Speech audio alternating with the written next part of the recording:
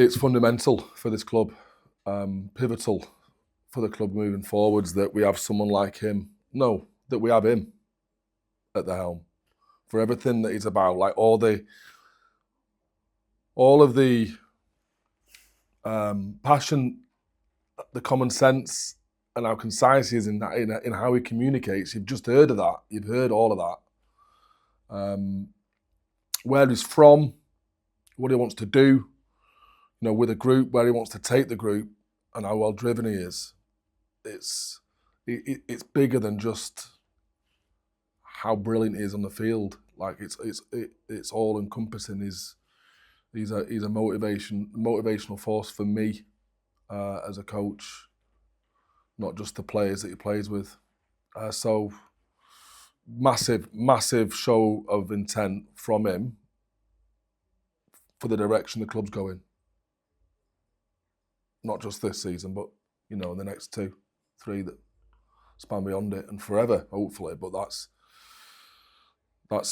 crucial, isn't it? That you have someone, because like clubs have money, they have resources. All of them do. They all have plans to win, and you can sell a good game. As a DOR, you can talk about your ambitions and you can back it up with big contracts. But it's the players that know. Bill, the players on the inside who have the conversations in the changing rooms, and I'm talking like international changing rooms here, who understand the direction a club's moving. And for him, in the stage of his career, in the form that he's in, for him to back this club shows that we must be doing something right. Very difficult for us to see, but for him backing us shows that we're on the right path. He was quite honest when he was talking about how he's still learning, which is an incredible thing to say from someone who's got 100 international caps. But he was talking about how he's still evolving as that fly half in terms of when to manage a game, when to speed up the play, when to do something incredible, when to kick, when to pass. Do you think he's still getting better?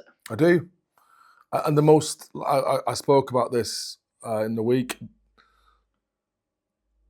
The fact that this season has probably had more adversity, barring his career-threatening injury, than he's ever had in terms of selection, and yet he's got better, shows where his headspace is at in terms of his strive to continuously improve.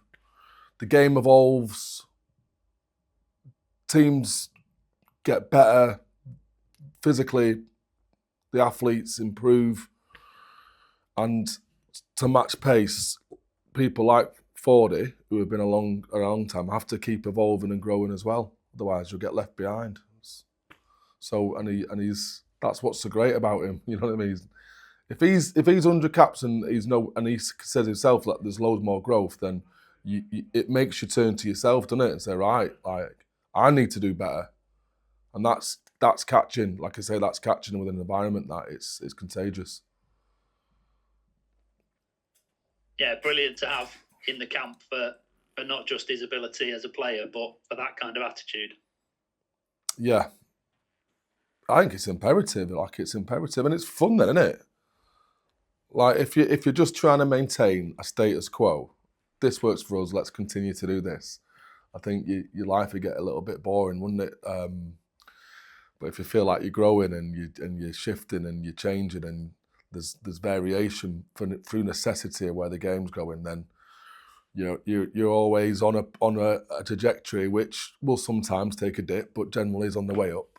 And honestly, it's 5 years now, but it feels fresh. It feels like it was yesterday. I still feel like we're getting started. You know what I mean? And that he's classic because he's part of it. Like he's very much entrenched within our methodology.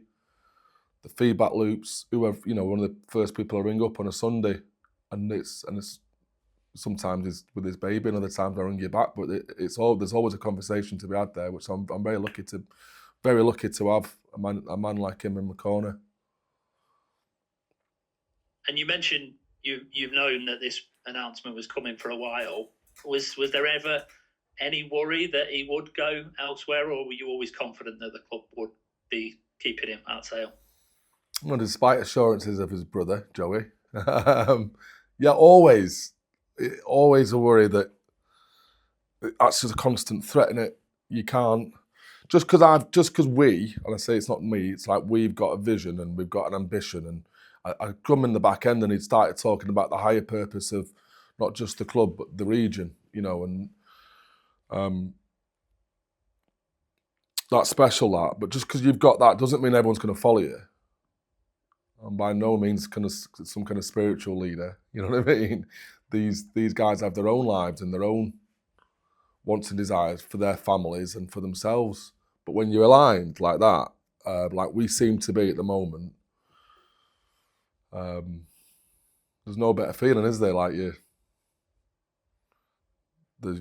got, like I say, you've got good people in your corner, and you're working together. It's not to achieve similar things. Part of that is for him to get better. Like, we've got to challenge him. He wants to get better. He wants to be the best fly half in the world and proven, and win a World Cup. So we're aiming towards that as well. In the meantime, we'll crack on with the Prem. Brilliant, Alex. Thank you very much. No, thanks, Bill. Good questions. Alex, I'm sure you're rewarding him well, but if he had gone to R360, we're talking ridiculous amounts of money here, or what's been dangled in front of these players? Probably twice as much in places like Japan, and maybe a third more for the R360s, from what I've heard. But that's no different for the lads going to France with the tax benefits that the government allows them and the chômage. No different, really. Like, we fight against, as we have done for years, salary cap and rightly so. Making clubs viable. The money and differences in the leagues abroad, and the R360 is just another one of them. And just in terms of the basics of I think everyone agrees he's like playing at the top of his game at the moment. But what have you seen close up where he's actually got better at in your time at the club? Certainly his leadership, his ability to thin slice, and this isn't me. This is him. This is coming back from international camp as well. That's got better, and I don't mean like he's always led by example, but he's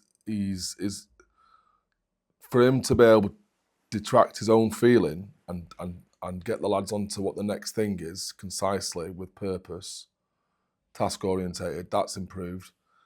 I do feel that is the one area that he talked about, the one area that we're leaning into, is his decision making in context.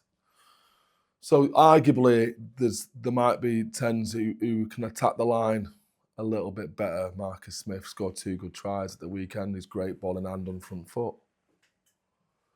Then you could argue that a Finn Smith, if you want someone who can structure a game a little bit more than a Marcus Smith, and has a run kick ability, run kick pass ability, there's him.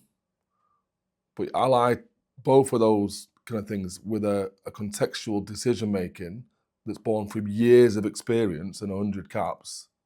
There's only one George Ford, and I think that's some of that is just learnt through seeing those pictures and pattern recognition over so many years, that invariably makes the right decision. You might win a game by 10, 15 more points with a Marcus Smith.